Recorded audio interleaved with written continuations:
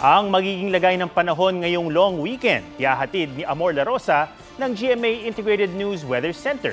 Amor. Maraming salamat, Ato. Mga kapuso, posibleng maramdaman ulit ang mainit na panahon sa ilang bahagi ng bansa ngayong long weekend.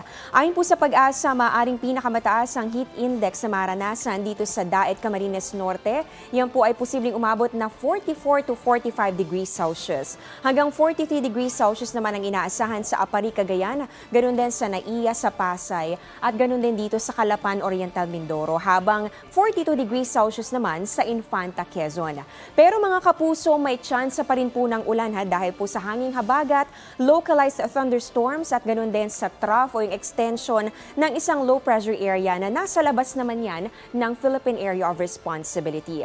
Sa datos ng Metro Weather, halos buong bansa ang uulanin bukas ng hapon. Merong mga malalakas na ulan dito yan sa Ilocos Region, Pangasinan, pati na rin sa Cagayan Valley, Calabarzon at maging dito sa probinsya ng Palawan. Gayon din ang mararanasan ng mga kapuso natin dito sa Panay Island, Negros Provinces, Samar at maging dito sa halos buong Mindanao.